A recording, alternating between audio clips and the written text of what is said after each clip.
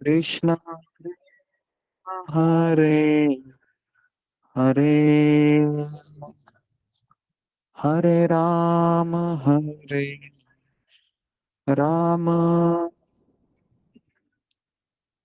राम राम हरे हरे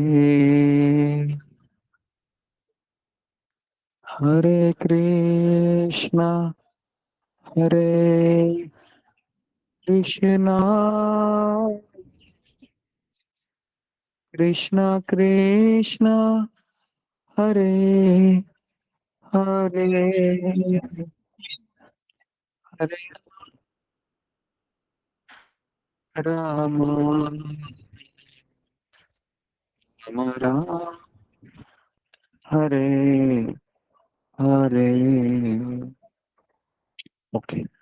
हरे कृष्ण। तो अभी हम शुरू करते हैं। तो आपको एक बहुत अच्छी खुश खबर भी मुझे सुनानी थी, जिससे मुझे बहुत ही अच्छा लगा कि कितने लोग सुनना चाहेंगे खुश खबर। मैं सुनना चाहती जी गुरुदेव। हरि बोल हूँ। जय गुरु। हरि बोल। हरि बोल गुरु।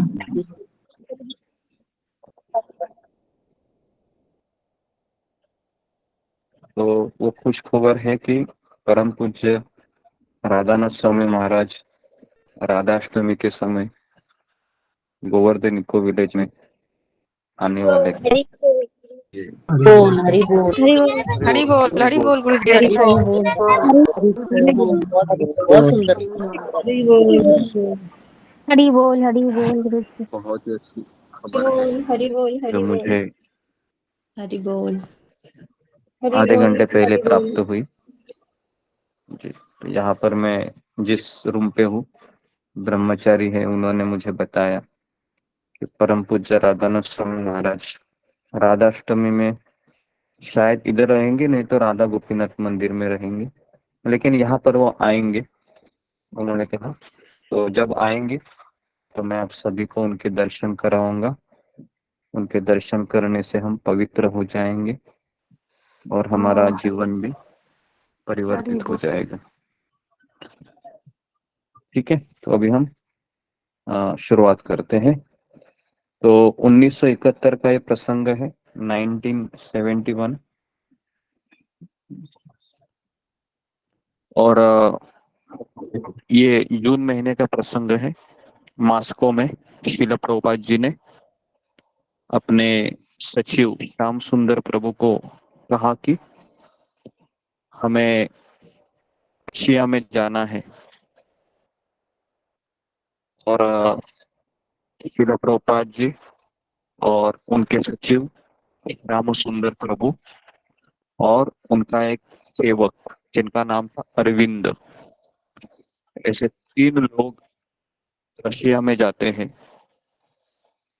और हवाई जहाज में उतरने के पश्चात उनकी व्यवस्था एक नेशनल होटल में की जाती है।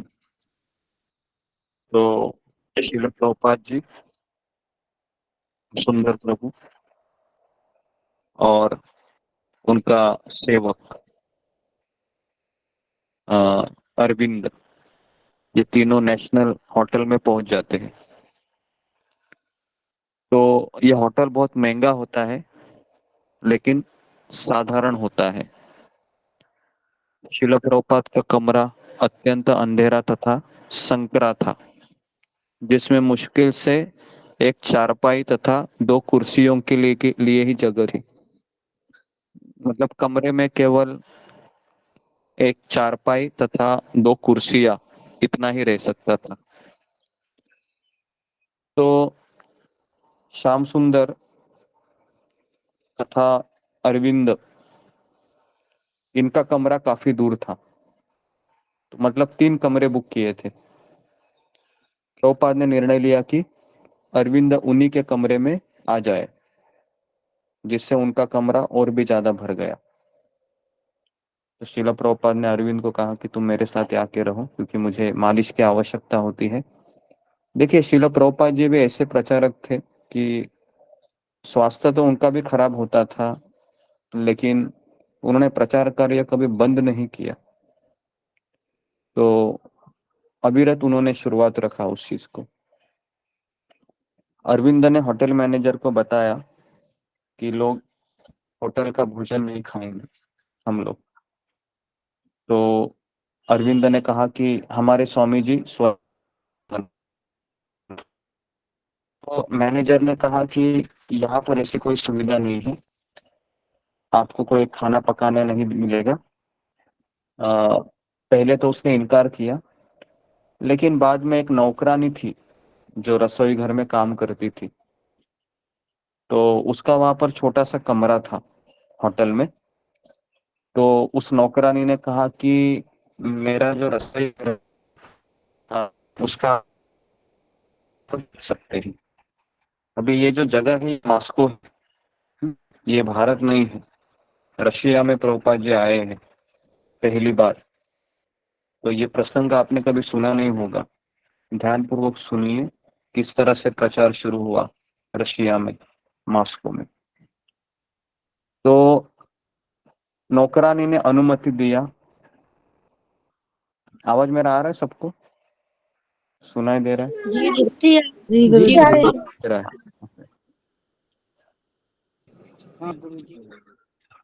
जब यह समस्या हल हो गई खाने की, तो अगली समस्या थी कि भोजन का सामान कैसे लाए। अभी रशिया में तो सामान पता नहीं मिलेगा कि नहीं। तो प्रभुपाद ने कहा कि श्याम सुंदर, तुम अभी चले जाओ और कहीं तुमको दूध दही का दुकान मिलता है या तरकारी चावल कुछ भी मिलता है, लेके आ जाओ। श्याम सुंदर गया। 2-4 घंटा बस चलता रहा चलता रहा चलता रहा, लेकिन उसको न तो चावल मिला, न दूध मिला, न दही मिला और ना कुछ फल मिला। वापस लौट आया। प्रभुपाद ने उसे कहा कि वापस चले जाओ, जब तक कि तुमको कुछ मिलता नहीं वापस मत आना।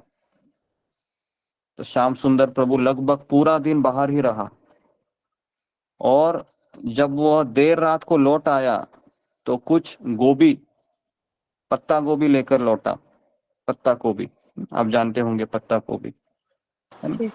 तो दूसरे दिन प्रभुपाद ने उसे चावल लाने के लिए भेजा, क्योंकि वो बोला चावल ही नहीं मिला मुझे। चावल लाने के लिए भेजा। तब कई घंटों के बाद वह चावल लेकर आया। तो प्रभुपाद ने देखा चावल तो बहुत सख्त है, बहुत मोटा है और कोरियाई चावल था वो।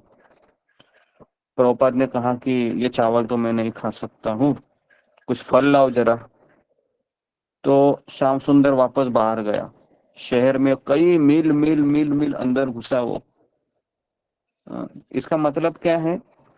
रशियन में क्या मिलता था? तो रशिया में मांस तुरंत मिल जाता था, है ना? सब लोग लेकिन फल है, श्याम सुंदर प्रभु को फल पता है। 3 से 4 घंटे के बाद वह फल लेके आया, है ना? तो मतलब प्रभुपाद ने कुछ खाया होगा क्या पूरा दिन भर? प्रभुपाद ने पूरा दिन नहीं नहीं। तो इस तरीके से प्रभुपाद ने फिर थोड़े फल मांगे, लेकिन फल भी उनको क्या मिले? तो श्याम सुंदर प्रभु को चेत तो चलो गुरुदेव आवाज कट रही है आपकी, आपकी आवाज आवाज ब्रेक कर रही है। आपकी आवाज कट रही है।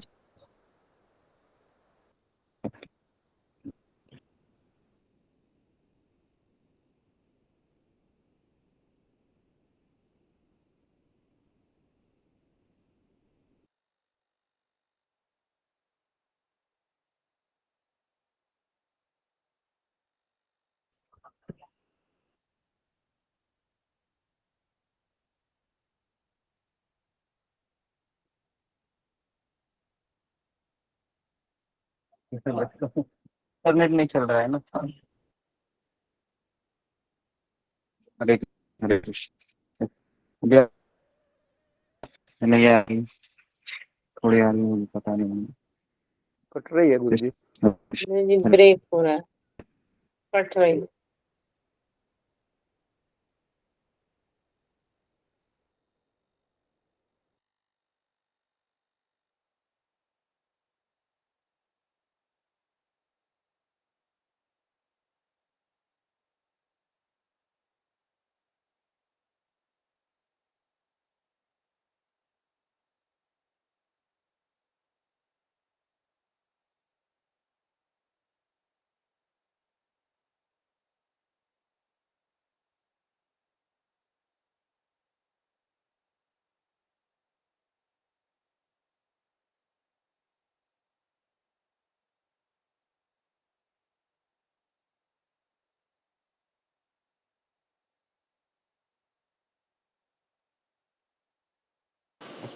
हरे कृष्णा, हरे कृष्णा।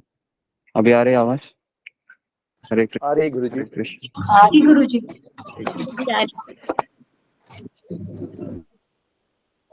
गोविंदा। तो अभी देखिए, शिला प्रभुपाद जी ने कितना आ, कितना उन्होंने बड़े बड़े रिस्क उठाए। अनजान देश में गए थे, रशिया में। वहां पर खाने के लिए भी उनको, चावल के लिए भी काफी मील दूर उनको सचिव को भेजना पड़ता था। और शिला प्रभुपाद जी भी केवल चावल खाते थे, चावल भी नहीं खा सकते थे। थोड़े बहुत वो चेरी के फल खाए। और फिर वह कुछ गोबियां थी जो पकाकर भगवान को भोग लगाकर खाई होंगी। और श्याम सुंदर है, श्याम सुंदर प्रभु, ये हमेशा लाइन में उनको आ, लगाना पड़ता था, लाइन लगाना। लेकिन वहां के लोग जब देखते थे कि ये नया आदमी है, तो उनको कहते कि आप आगे जाइए और सामान ले लीजिए। तो श्याम सुंदर प्रभु फिर आ जाते हैं नेशनल होटल में और कहते हैं कि स्वामी जी, मैंने जो कुछ खरीदा है ना, वो सब कूपन लेके मुझे खरीदना पड़ता था। प्रभुपाद ने फिर कहा कि कोई बात नहीं, अपने दैनिक कार्यक्रम का पालन करके शांत तथा संयमित बने रहे। तो यहाँ पर हम देखते हैं कि दैनिक कार्यक्रम होना हर एक भक्त के लिए आवश्यक है। सुबह उठने से लेके रात को सोने तक उसका टाइम टेबल तैयार होना चाहिए। ऐसा नहीं रूटीन में अगर अगर नहीं हो जाती है, तो उसकी बैकअप प्लान भी चाहिए। जैसा मान लो अभी क्लास नहीं है, तो फिर मैं क्या करूंगा? क्लास नहीं है तो उस समय फिर मैं कोई किताब लेकर पढ़ता रहूंगा। तो बैकअप प्लान हमेशा होना चाहिए, जिससे अगर हमारा क्लास नहीं होता है, कोई नेटवर्क का इश्यू है, तो ऐसा नहीं कि मैं भक्ति को छोड़ दूं, अभी कोई दूसरी जगह पर चला जाऊं। नहीं। तो शिला प्रभुपाद जी हमेशा के लिए सवेरे उठते थे, अनुवाद करते थे और प्रातःकाल की ठंडी हवा वे वीरान सड़कों में टहलने के लिए निकलते थे। वे केसरिया चादर ओढ़े जल्दी जल्दी डग भरते और श्याम सुंदर प्रभु भी उनका फोटो खींचने के लिए आगे आगे भागता था, क्योंकि ये फोटो बहुत जरूरी थे। आने वाले 10,000 साल सारे आने वाले भक्त शिला प्रभुपाद जी का फोटो देखने वाले थे, है ना। तो जब वे लेनिन के मकबरे से गुजरते होते, तो पहले से ही पंक्ति बननी शुरू हो गई थी। एक दिन शिला प्रभुपाद ने प्रातःकाल टीका की, जरा देखो तो, यही इनका ईश्वर है। ये लोग शरीर तथा आत्मा के अंतर नहीं समझते हैं। तो प्रभुपाद को यातायात की विरलता भा गई। वहां कुछ ट्रॉलियां, साइकिलें चला करती थी। अधिकांश लोग पैदल यात्री होते थे। तो प्रभुपाद मास्को जाने के लिए कई महीनों से योजना बना रहे थे, मास्को जाने के लिए। क्योंकि मास्को में जो रशियन लोग थे, आपको पता है रशियन देश कैसा है। तो रशिया में प्रचार करना अलाउड नहीं है। अगर वहां पर आपको अगर कोई प्रचार करते हुए अगर दिखाई दिया, तो उनको तुरंत जेल में डाला जाता है और उनके वहां पर एक सजा है कि उसको मृत्युदंड दिया जाता है जो कोई धर्म का प्रचार करेगा रशिया में। तो रशिया एक कम्युनिस्ट कंट्री है जहां पर केवल हिटलर के जैसे हिटलरशाही चलती है। कम्युनिज्म मतलब जो धर्म को मानते नहीं है बिल्कुल। तो इसके लिए वहां पर मिलना जुलना भी अलाउड नहीं है। आप सोच सकते हो अगर शीला प्रभुपाद जी वहां पर पकड़े जाते तो क्या नतीजा हो सकता था। शीला प्रभुपाद जी को वहां पर जेल में रहना है ना, परमानेंटली। और श्याम सुंदर प्रभु भी आप सोचिए, उन्होंने ऐसा नहीं कहा कि गुरुदेव आप वहां कहाँ जा रहे हो, अरे आप भी अटक जाएंगे और मुझे भी अटकाएंगे। तो श्याम सुंदर प्रभु ने भी रिस्क उठाई। अरविंद था उनका सेवक। तो ये सभी लोग समर्पित लोग थे, साधारण लोग नहीं थे जो अपनी गुरु की सेवा में लगे थे, है ना। तो ये भी हमको यहाँ पर पता चलता है कि अनजान शहर ही नहीं, अनजान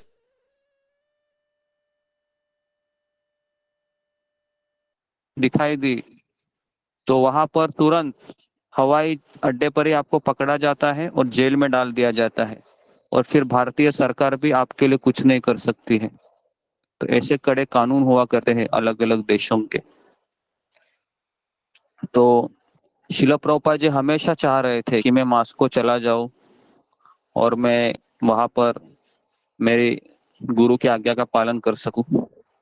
तो वहां पर वह धर्मोपदेश देने की इच्छा के अतिरिक्त एक वहां पर रशियन प्रोफेसर थे जिनका नाम था मिस्टर कोटोस्वकी। तो प्रभुपाद ने उनका नाम सुना था। तो कोटोस्वकी मॉस्को में एक भारतीय तथा दक्षिण एशियाई अध्ययन के अध्यक्ष थे और शिला प्रभुपाद जी रशिया आने से पहले इन दोनों के बीच पत्र व्यवहार भी कर चुके थे। प्रभुपाद ने श्याम सुंदर से कहा कि तुम प्रोफेसर कोटोस्वकी से उनकी भेंट का प्रबंध करो। तो प्रभुपाद जी वहां पर पहुंचे तो वहां पर जो रशियन जो प्रोफेसर था ये भूरे रंग का था, है ना। अगर आप देखोगे शिला प्रभुपाद कहा करते थे कि सबसे खूबसूरत स्त्रियां पता है कौन से भारत विश्व में कौन से देश की होती है। तो शिला प्रभुपाद कहा करते थे कि रशियन जो स्त्रियां होती है बहुत सुंदर हुआ करती है ना। तो वहाँ के लोग भी खास करके पुरुष स्त्री भी काफी सुंदर हुआ करते हैं रशिया में। मुझे याद है कि मैं 2016-17 के बीच हमारा जहाज रशिया के एक गांव में गया था और मैं जब पहली बार रशिया में गया था तो वहाँ के लोग साधारण गांव में रह रहे थे लेकिन सब लोग हैं वह उनका जो रहन सहन था बिल्कुल अलग था। करीबन 1.5 घंटा में वहाँ के गार्डन में बैठा था और मेरे पास जपमाला थी। मैं जप करते हुए आते जाते हुए सबको देख रहा था और उनका लाइफस्टाइल कैसे होता है ये देखने का प्रयास कर रहा था। फिर 4-5 घंटे के बाद वहां से हमारा जहाज भी निकल पड़ा। एक बार मुझे जाने का सौभाग्य मिला था रशिया में। तो शिला प्रभुपाद जी वहां पर उस कोटस्वे के प्रोफेसर से मिले और उनसे पूछा कि मुझे भगवत गीता का प्रचार करना है, व्याख्यान करना है, क्या आप मुझे ये अवसर दे सकते हैं यहाँ पर। तो मिस्टर कोटस्वकी ने कहा कि देखिए स्वामी जी, पत्र व्यवहार तक ठीक था, यहाँ पर ये करने से क्राइम माना जाता है, एक गुनाह माना जाता है। तो हम इस तरह से आपको ना यहाँ पर व्याख्यान देने के लिए कहीं पर आपको अवसर दे सकते हैं, ना आप यहाँ पर किसी को व्याख्यान दे, नहीं तो आप और मैं हम दोनों खतरे में आ सकते हैं। तो प्रभुपाद ने जब ये सुना तो बहुत निराश हो गए, बहुत निराश हो गए। किंतु अगले ही क्षण ऐसा लगा मानो प्रभुपाद पर इसका कोई असर ही नहीं हुआ।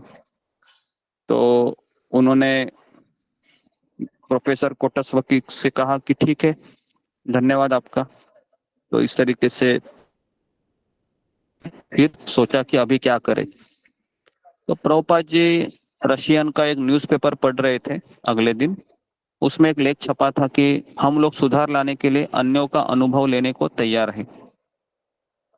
तो शिला प्रभुपाद ने उस आर्टिकल को पढ़ा और उसी समय उन्होंने फिर कहा कि श्याम सुंदर को कि हम और जरा यहाँ पर रुक जाते हैं। तो 3 दिन होने के बाद प्रभुपाद को लगा कि मास्को का मिशन अभी समाप्त होने लगा और प्रोफेसर कोटस्वकी से भेंट हो जाने के बाद अब बचा ही क्या था कि वहां पर वो रुक जाए, क्योंकि सरकार तो कुछ करने की अनुमति नहीं देगी। पहले तो उनके पुस्तक लाने की अनुमति नहीं दी, अब सार्वजनिक भाषण देने की अनुमति से इनकार कर दिया। तो एक छोटे से कमरे में ठहरे थे और अरविंद मालिश कर रहा था, स्नान कराता था प्रभुपाद जी को, और श्याम सुंदर जो भी भोजन लाकर पका देता था प्रभुपाद उसे ग्रहण करते थे और कुछ पत्र लिखा देते और हरे कृष्ण जप करते थे प्रभुपाद जी अपना, और भागवत का अनुवाद करते थे। और फिर प्रभुपाद ने कहा कि चलो हम जरा सैर करेंगे रशिया की। तो एक टूरिस्ट गाइड था, उनके साथ शिला प्रभुपाद जी, अरविंद और श्याम सुंदर, ये तीनों है, पूरा रशिया का भ्रमण किए ताकि उस चीज को समझे कि यहाँ पर क्या क्या होता है। तो प्रभुपाद ने देखा कि गिरजाघर में, गिरजाघर मतलब गिरजाघर किसे कहते हैं? जो क्रिश्चियन के चर्च होते हैं। तो शिला प्रभुपाद ने देखा कि चर्च में के द्वार पर कई 2-3 सिपाही बंदूक लेके खड़े हैं। तो प्रभुपाद ने अनुमान लगाया कि यहाँ पर किसी बाहर के व्यक्ति को अलाउड नहीं होगा, है ना। तो प्रभुपाद ने सोचा कि यहाँ पर तो कहीं पर भी हम किसी से मिल ही नहीं सकते। तो प्रभुपाद जी अपने ड्राइवर से कहा कि हमें होटल नेशनल के पास ले चलो और हमें सैर नहीं करना है। तो श्याम सुंदर अपना सारा दिन भोजन की तलाश में बिताता था। यह सुनकर कि शहर की दूसरी ओर किसी बाजार में संतरे मिलते हैं, बेचारा वो प्रभुपाद को, है ना, संतरे लाने के लिए घंटों मील चलता रहा, है ना। अपने गुरु को कुछ चाहिए तो उसके लिए ये सारे लोग किस हद तक भी चलते थे, घूमते थे, है ना, मानो अपना प्राण भी संकट में डालते थे। तो एक समय श्याम सुंदर प्रभु को पुलिस वालों ने पकड़ लिया आवारा समझकर रशिया में, और उसे दबोचकर उसके हाथ पीछे से बांध दिए और रूसी भाषा में उस पर चिल्लाए। और श्याम सुंदर के पास केवल 2 ही शब्द आते थे, document, passport, passport, hotel, hotel, इतना ही बोल रहा था वो, पासपोर्ट, पासपोर्ट, होटल, होटल। तो फिर कुछ अधिकारियों ने उनका पासपोर्ट देखा तो समझ गए कि ये यहाँ का लोकल नहीं है, टूरिस्ट है, तो उसको छोड़ दिया। शिला प्रभुपाद जी के पास आया होटल में और कहा कि प्रभुपाद जी, आज तो मुझे पकड़ लिया था पुलिस वालों ने। प्रभुपाद जी बोले कोई बात नहीं, है ना, नॉर्मल है। तो प्रभुपाद ने कहा कि रशिया में कृष्ण भावना के बिना कोई आशा नहीं है। और एक बार श्याम सुंदर दही की दुकान में गया दही लाने के लिए अपने गुरुदेव को। तो पीछे से एक व्यक्ति ने कहा कि मुझे आपसे धर्म के बारे में कुछ पूछना है। तो श्याम सुंदर की आंखें तो चमक गई कि उसको लगा कि सचमुच आप धर्म के बारे में जानना चाहते हैं। तो उसने श्याम सुंदर को अपना नाम, पता तथा मिलने का समय दिया और बहुत खुशी से आया वो नेशनल होटल में। कहा प्रभुपाद, प्रभुपाद, मुझे एक व्यक्ति मिला जो कहा था कि मुझे धर्म के बारे में जानना है। तो प्रभुपाद ने तुरंत कहा, अरे श्याम सुंदर, पता है वो कौन था? वो पुलिस वाला था। तो फिर समझ गए कि प्रभुपाद जी बहुत होशियार थे। प्रभुपाद जी समझ गए कोई सामने से आकर बोल रहा है धर्म के बारे में, है ना। तो ऐसे भी लोग थे। तो प्रभुपाद तो समझ गए कि श्याम सुंदर बच के रहो यहाँ पर, है ना, पुलिस वाले भी घूमते हैं और तुमको कहेंगे तुम तो तिलक लगा के घूम रहे हो पूरे रशिया में, कोई भी तुमको ठग सकता है, इस तरीके से। तो प्रभुपाद ने फिर कहा श्याम सुंदर बच के रहो। तो श्याम सुंदर ने कहा कि आपने तो प्रभुपाद जी मुझे बचा लिया, धन्यवाद आपका। तो इसके लिए भक्तों को थोड़ा चतुर भी होना पड़ता है ना, क्या लगता है आपको? नहीं तो जेल में चला जाएगा वो। इसके लिए एक कहावत है, कृष्ण भक्ता बड़ा चतुर होता है वो, है ना। वो लोगों को सामने से देखकर ऐसा उनको भी जेब में रख के वो घूमता है। इतना प्रचारक ने बुद्धिमान होना चाहिए।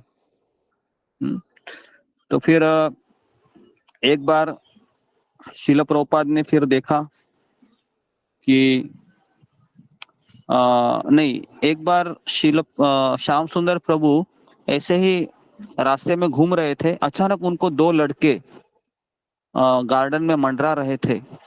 उनमें से एक था जो मास्को में भारतीय राजनीति का पुत्र था,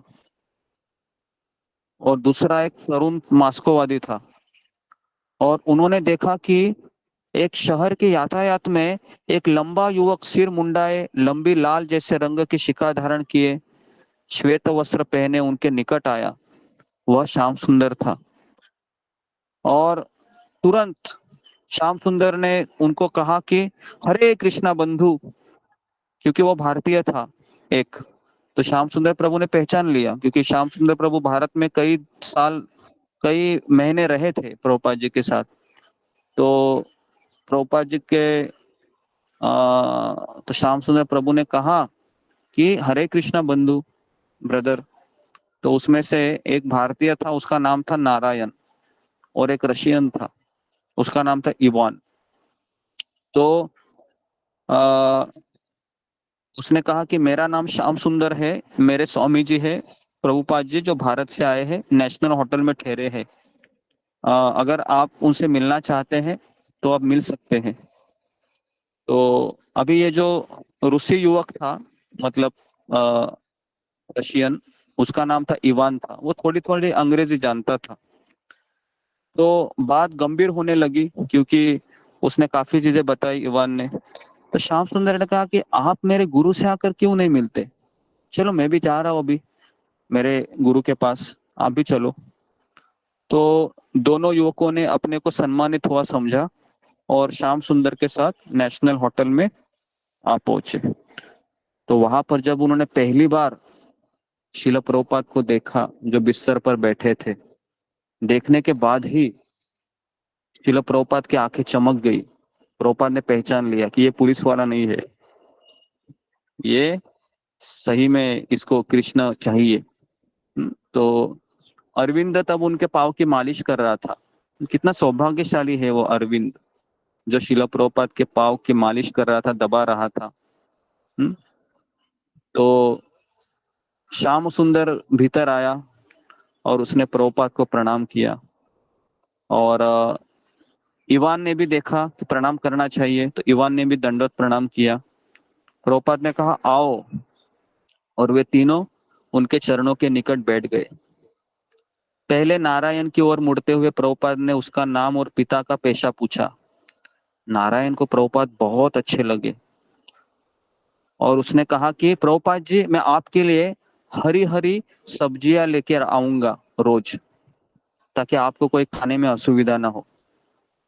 क्योंकि मेरे पिताजी है, ये यहाँ पर ऊंचे पद पर है, तो उनको भारत से हवाई जहाज से काफी सब्जियां आती है, तो उनमें से कुछ मैं आपके लिए लेके आऊंगा। लेकिन इवान जो था, जो मास्को का दूसरा उनका मित्र था, उसके साथ जो आया था, इसको नारायण से भी ज्यादा रुचि थी धर्म में।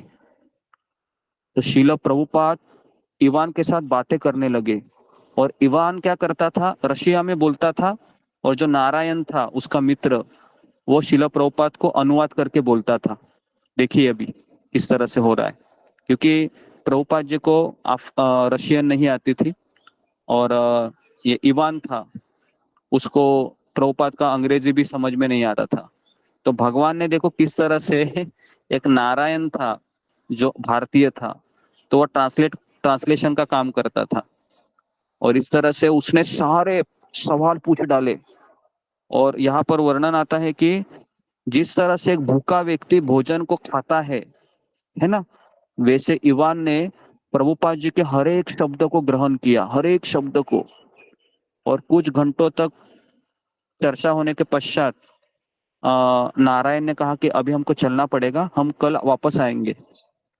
तो अभी ये दोनों वापस आ गए कल, और इस तरीके से इवान ने और नारायण ने, खास करके इवान ने सारी बातें, भागवतम, भगवत गीता सब सिखाया प्रभुपाद जी ने 1-2 दिन में ही, और कहा कि मैं तुमको दीक्षा देता हूँ और तुमको नित्य प्रति 16 माला का जप करना है। और फिर प्रभुपाद ने इवान को सिखाया कि चपाती कैसे बनानी है और चावल कैसे करना है, और तुमको मांस भी छोड़ना है। और इवान ने 1 दिन में ही शिल प्रभुपाद को गुरु के रूप में स्वीकार किया और तुरंत सब मांस वगैरह सब छोड़ दिया।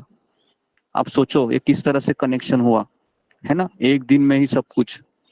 और इवान को ऐसा प्रशिक्षित किया कि प्रभुपाद के चले जाने के बाद भी वो स्वतः सब कुछ अपने आप करता रहा।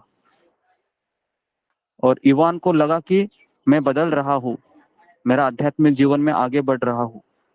इस तरह कुछ दिन अभ्यास करते रहने पर उसको दीक्षा भी करा दिया। और फिर मास्को में अभी केवल 2 ही दिन बचे थे प्रभुपाद के जाने के, और प्रभुपाद ने इवान को जितनी भी अधिक हो सकती है दीक्षा शिक्षा सब दी। और शिला प्रभुपाद को लगा कि मैं रशिया में आने का मेरा जो मकसद था वो सफल हुआ, क्योंकि एक व्यक्ति को उन्होंने ये दीक्षा दिया, शिक्षा दिया और एक शिष्य बनाया। देखो, तो ये शिला प्रभुपाद जी थे, कभी हारते नहीं थे। अभी देखो, प्रभुपाद ने सोचा था कि वो जो प्रोफेसर था वो शायद इसमें इंटरेस्ट लेगा, लेकिन उसने तो लिया नहीं। लेकिन इसके चलते ये जो एक जवान लड़का था, जो जवान छोकरा मिला रशिया का, इसने सारा चीज ले लिया। और अगर आपको पता होगा कि शिला प्रभुपाद ने फिर कहा कि अभी मुझे जाना होगा, लेकिन मैंने तुमको जो जो सिखाया है, 16 माला का जप करना है, शाकाहारी रहना है, चपाती चावल ये सब बनाना है, कृष्ण को भोग लगा के खाना है, और तुमको प्रचार करना है। तो इस तरीके से उनको कुछ भगवत गीता दे दी इवान को। और इस तरीके से शिला प्रभुपाद ने पहला रशियन शिष्य बनाया, है ना। और आपको पता होगा कि शिला प्रभुपाद जी वहां से निकल गए, और प्रभुपाद जी को बहुत खुशी हो गई कि मैं वहां पर 1 हफ्ता रहा, लेकिन किसी ने तो कृष्ण को स्वीकार किया। और आपको पता होगा वही इवान अकेला इतना प्रचार करता है पूरे रशिया में, कि रशिया में पूरा मंदिर बनता है, बड़ा मंदिर मॉस्को में। और आज भी रशिया में हजारों हजारों लोग हैं जो 16 माला का जप करते हैं। समझ में आ रहा है ये किस तरह से हुआ? हाँ, तो शिला प्रभुपाद जी वहां पर आए। एक शुद्ध भक्त का आना कहीं पर ये भगवान की योजना होती है, और यही इवान है ना। ये दीक्षित हो गए और एलाव्रत दास इनका नाम हुआ, और इन्होंने इतना प्रचार किया कि रशियन की सरकार है इनको भी खतरा हुआ कि अभी हमारा जो कम्युनिस्ट धर्म है वो भी बदल जाएगा। तो इसके बाद फिर इनको जेल में डाला गया। ये 1983 की बात है। शिला प्रभुपाद जी चले गए, 82-83 में इनको जेल में डाला गया। और रशियन सरकार ने कहा कि अगर तुम ये हरे कृष्णा बंद नहीं करोगे तो मैं तुमको पागल खाने भेज दूंगा, और पागल खाने भेज के तुमको टॉर्चर कर करके तुमको मैं मार डालूंगा। लेकिन इन्होंने कहा कि मैं बिल्कुल नहीं छोड़ूंगा। तो जेल में इनको ब्रेड दिया करते थे। इस ब्रेड को वो क्या करते थे पता है? पानी में भिगोते थे और उससे वो माला बनाते थे। सोचिए, ये जब मैंने पहली बार एक किताब भी है, ये एक साल्टेड ब्रेड करके, रशियन लोगों के ऊपर जो अत्याचार हुआ उनकी सरकार ने किया कृष्ण भावना को चलते हुए। ये किताब जब मैंने पढ़ा तो मैं हिल गया। मैं बोला कि मैं क्या एक्सक्यूज दे सकता हूँ प्रचार न करने का? एक थोड़ा सा अगर कुछ बीमारी होती है, स्वास्थ्य खराब होता है तो मैं रेस्ट ले लूं। ये लोग देखो कितना कर रहे हैं, पागल खाने तक जाने के लिए तैयार है प्रचार करने के लिए। और ये जब इस तरीके से इन्होंने चुनौती दे दी रशियन सरकार को, और ये इतना उन्होंने टॉर्चर किया दोनों को कि इनको कहा कि तुमको जितना पैसा चाहिए ये सारा पैसा आपको मिलेगा, आपको सारा सुख सुविधा रशियन सरकार की तरफ से मिलेगा, केवल आपको क्या करना है, कृष्ण भावना को छोड़ना है। और पता नहीं कि उनमें इतना साहस कैसे आया कि उनको टॉर्चर करने के बाद भी आ, वो उस ब्रेड को भिगा के गोले बनाते थे और उनसे वो 16 माला अपने करते थे नित्य नियमित। और जो उनको कुछ वो मिलता था ना, वो पोंछने के लिए, मुंह पोंछने के लिए एक पेपर मिलता था, उसमें वो हरे कृष्ण लिखते थे और उसी को पढ़ते रहते थे वो पूरे 24 घंटा। लेकिन टॉर्चर इतना हो गया कि उन्होंने अपना शरीर छोड़ दिया जेल में ही। और जब ये बात वहां के रशियन लोगों को पता चली कि रशियन सरकार ने एक कृष्ण भावना के व्यक्ति को मार डाला, तो इतना बड़ा धमाका हुआ वहां पर कि कोर्ट कचहरी हो गई। और फिर रशियन सरकार ने वहां पर कहा कि कृष्ण भावना ये अधिकृत आंदोलन है और इसके लिए कोई रोकेगा नहीं। और इतने भक्त बन गए बाद में कि परम पूज्य हरिकेश स्वामी महाराज, परम पूज्य जयपताका स्वामी महाराज, परम पूज्य गोपाल कृष्ण स्वामी महाराज, इन्होंने काफी प्रचार किया उसके बाद। और हजारों हजारों लोग कृष्ण भावना को स्वीकार किए, दीक्षित भक्त हो गए। और आज मॉस्को में बहुत बड़ा इस्कॉन का मंदिर है, लेकिन इसके लिए एक भक्त को बलि देनी पड़ी। तो बहुत ही दुख होता है जब ये हम सुनते हैं। लेकिन आत्मा है वो शाश्वत है, आत्मा कभी मरती नहीं है। मैं ये आपको इसलिए कह रहा हूँ क्योंकि आप किसी भी परिस्थिति में जो माला का हमने जो व्रत लिया है, हरे कृष्ण कृष्ण कृष्ण हरे हरे, हरे राम राम राम हरे हरे, इस व्रत को कभी ना मत छोड़िए, क्योंकि लोगों ने इसके लिए अपने प्राणों की आहुति दे दी है, सारे भक्तों ने। तो हमारा उतना तो कर्तव्य बनता है कि हम जो व्रत लिए हैं उसको हम कभी ना भूले। छोटी छोटी चीजों के लिए हम क्लास में आना बंद ना करें, छोटी छोटी चीजों के लिए हम चाय कॉफी पीना वापस शुरू ना करें, छोटी छोटी चीजों के लिए हम, है ना, जो हरे कृष्ण महामंत्र है उसको जप करने से ना भूले। तो इसके लिए मैंने ये स्टोरी मैंने सुनाई आपको कि कितना कठिन है प्रचार करना और कितना कठिन है इवान ने जो बलिदान दिया अपना, है ना, कैसे वो व्यक्ति होंगे। तो एक बार मैं इनका भी किताब आपको मैं पढ़ाऊंगा, मेरे पास हिंदी में किताब में खोज रहा हूँ। जब मुझे मिलेगा ना तो मैं आपको इन दोनों का स्टोरी बताऊंगा, किस तरह से इनको रशियन सरकार ने इनके ऊपर अत्याचार किया। इतना अत्याचार किया ना, अगर आप वो सुनेंगे ना रोंगटे खड़े हो जाएंगे आपके ऊपर। और आप बोलोगे कि कितने भक्तों ने, मैं अच्छे से माला करूं इसके लिए कितने भक्तों ने अपना तन मन धन निछावर किया है। तो जब हम ये सुनते हैं समझते हैं तो हमको पता चलता है कि ये मेरे लिए कितना जरूरी है। मैं लापरवाह नहीं हूँ या मुझे लापरवाह नहीं होना चाहिए इसके लिए। तो ये समझना बहुत आवश्यक है ना।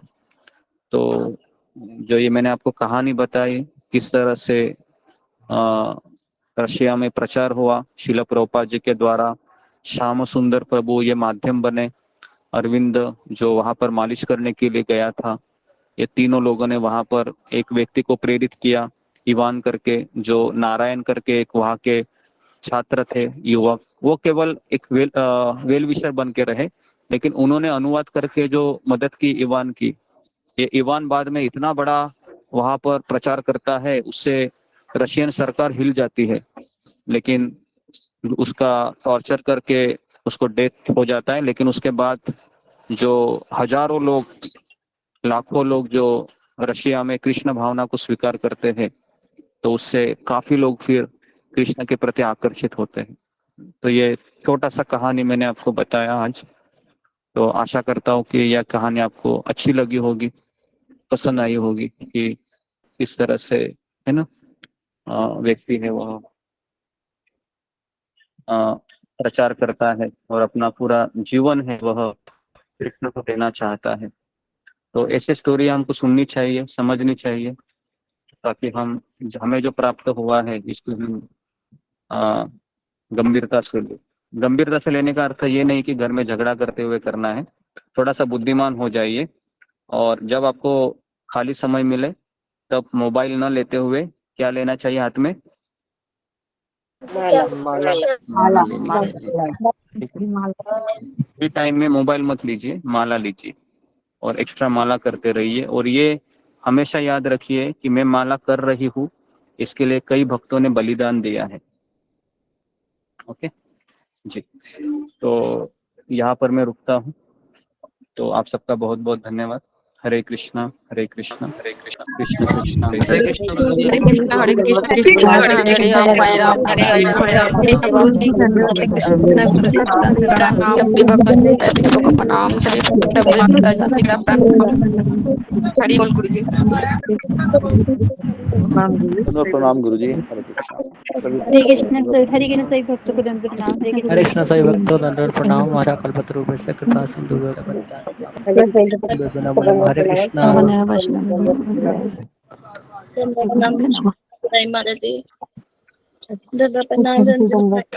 हरे कृष्णा गुरु जी दंडवत प्रणाम। हरे कृष्णा।